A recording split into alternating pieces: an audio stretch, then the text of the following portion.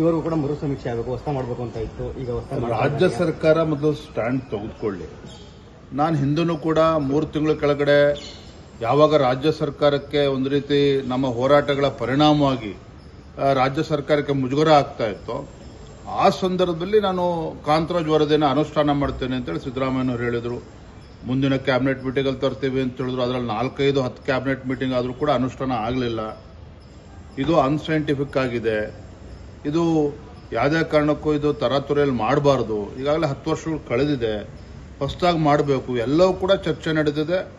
ಆಡಳಿತ ಪಕ್ಷದ ಸದಸ್ಯರು ಕೂಡ ವಿರೋಧ ವ್ಯಕ್ತಪಡಿಸಿದ್ದಾರೆ. ಡಿ.ಕೆ. ಶಿವಕುಮಾರ್ ಆದಿಯಾಗಿ ಸಚಿವರು ಕೂಡ ವಿರೋಧ ವ್ಯಕ್ತಪಡಿಸಿದ್ದಾರೆ. ಇದರ ನಡುವೆ ಈಗ ಅವರಿಗೆ ಜ್ಞಾನೋದಯ ಆಗಿ, ಯಾಕೆ ಜ್ಞಾನೋದಯ ಆಯಿತು? ಯಾವಾಗ RCB ವಿಚಾರದಲ್ಲಿ ಕಾಲ್ ತುಳಿತಕ್ಕೆ ಒಳಗಾಗಿ 11 ಜನ ಮೃತಪಟ್ಟರು, ಈಗ ಅದನ್ನ ವಿಷಯ ಡೈವರ್ಟ್ ಮಾಡೋಕ್ಕೋಸ್ಕರ ಈ ವಿಚಾರವನ್ನು ಪ್ರಸ್ತಾಪ ಮಾಡಿದ್ದಾರೆ. ಅಂತಿಮವಾಗಿ ಇವರು ಏನೂ ಕೂಡ ಈ ವಿಚಾರದಲ್ಲಿ ಮಾಡೋದಕ್ಕೆ ಸಾಧ್ಯ ಇಲ್ಲ. ಯಾಕೆಂತ ಹೇಳಿದ್ರೆ ಕೇಂದ್ರ ಸರ್ಕಾರ ಈಗಾಗಲೇ ನಿರ್ಧಾರ ಮಾಡಿದೆ. ಕೇಂದ್ರ ಸರ್ಕಾರ ಜನಗಣತಿ ಮತ್ತು ಜಾತಿ ಜನಗಣತಿ ಎರಡವನ್ನೂ ಕೂಡ ಮಾಡ್ತೇವೆ ಅಂತ ಘೋಷಿಸಿರೋದ್ರಿಂದ ಇದು ರಾಜ್ಯ ಸರ್ಕಾರದ ಪರಿಮಿತಿಗೆ ಬರುತ್ತದೆ ಅನ್ನುವ ಅನುಮಾನಗಳೇ ಇವತ್ತು ಹೆಚ್ಚಿದೆ. ಹಾಗಾಗಿ ಕೇವಲ ಗೊಂದಲ ಸೃಷ್ಟಿ ಮಾಡೋದಕ್ಕೆ ಮಾಡ್ತಾ ಇದ್ದಾರೆ. ಯಾವುದೇ ಒಂದು ತಾರ್ಕಿಕ ಅಂತ್ಯಕ್ಕೆ ತೆಗೆದುಕೊಂಡು ಹೋಗ್ತಕ್ಕಂಥ ಇವರ ಮನಸ್ಸು ಖಂಡಿತ ರಾಜ್ಯ ಸರ್ಕಾರಕ್ಕಿಲ್ಲ, ಸಿದ್ದರಾಮಯ್ಯನವರು ಕೂಡ ಇಲ್ಲ.